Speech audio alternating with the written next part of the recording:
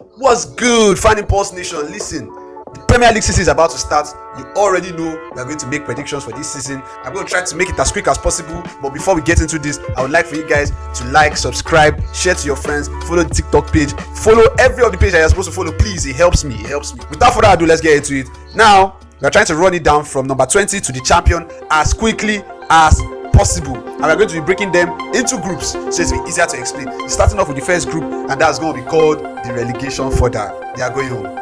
This team is going to be from the 20th position to the 18th position, and it's going to include number 20 as Sunderland, Leeds United number 19, and Burnley as number 18. These guys are going home. The Premier League is now getting too competitive. It's too difficult for championship teams to come and do something here because the amount of money that is being shared in the Premier League is too much. These teams are also going to get better players, and then you now think about championship teams coming. It's going to be difficult for them to get players. You already know how it goes. There's no need to talk about that. We are going to go to the next group, and we are going to call them the escape artists. Basically, people that manage to escape relegation. Is going to comprise of teams from the 17th to the 15th, and number 17 we have Wolves. Wolves just lost Kunya. That's enough. They already struggled with Kunya last year. They lost Kunya. It's not going to be easy for them. Number 16 Brentford. They lost their top manager. They've lost Mbuemo. It's not looking good for them. I don't think they've made any signing to replace any one of these guys. Number 15 is going to be West Ham. West Ham is a very funny team, but I don't want to even dive into that. But West Ham is a very funny team. I don't think that they are going to surprise us this season. It's just going to be in and around that position. People that just managed to escape relegation, fighting for points here and there, all that. And then we are going to go into the next group, which we'll call the coasters. By coasters, I mean the teams that basically they're just coasting through the Premier League. They're not really fighting for anything. They're not fighting for anything. They're just they're doing it. And it's going to comprise of teams from number 14 to number 12. And in number 14, we have Nottingham Forest, who has, I don't know, I think the fact that they did not make the Champions League is going to affect them in such a way that it's going to affect them in the Premier League. I just think it's going to affect them. Then we go on to number 13, Everton. They have to push Everton up. They've made some serious signings this window, and they've signed Jack Grealish. Though I think that might not be the best move for Everton because of the kind of player that Jack Grealish is. But I think they are working on something. They are cooking something there. You need to watch Everton as well. And then number 12 is Fulham. Nothing special about Fulham. There's nothing special about Fulham. Fulham fans, if there are Fulham fans out there watching my page, I am sorry, but there's really nothing special about your team. If I ask you guys to mention something special about your team, you guys can't mention anything for me. So we go on to the next category, and that is the mid-table gang. The mid-table gang is just people, fighting for mid-table. The name is self-explanatory. I don't need to explain too much. And that will comprise of teams from number 11 to number 9. And at 11, we have Bournemouth.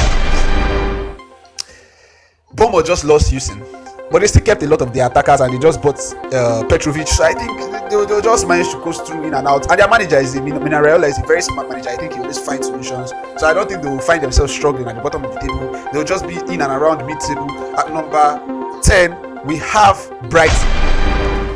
Brighton might lose Baleba, but I think it's going to be a blow for them because Baleba is their midfield general, and I don't know how they are going to handle it from there on.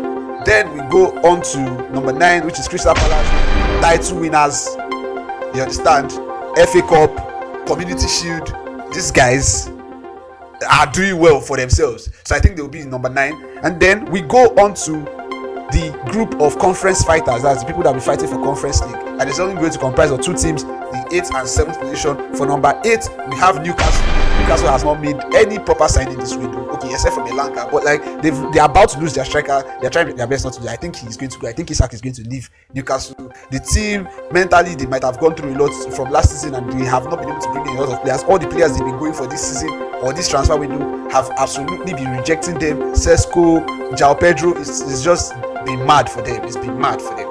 Then we go on to number 7, which is Tottenham. Yes, Tottenham. I think they lost the Super Cup final yesterday, but I think that with Thomas Frank, I think they are capable of doing special things now.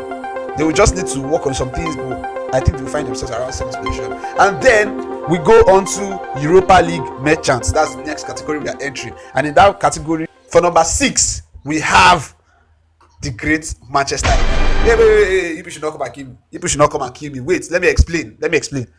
So the thing is, Manchester United is, they are trying their best, but is their best good enough? The front line of Mbuemo, Sesko, and Kuya, it doesn't necessarily like put fear in me. Do you know why?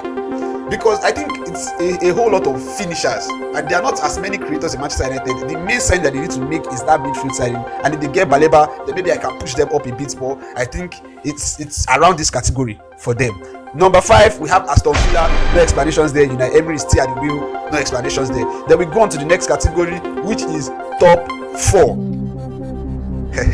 For my top 4 is in this order: Arsenal in 4th, Liverpool 3rd position, Manchester City 2nd position, Chelsea. If you guys have a problem with that, I don't write it in the comment section.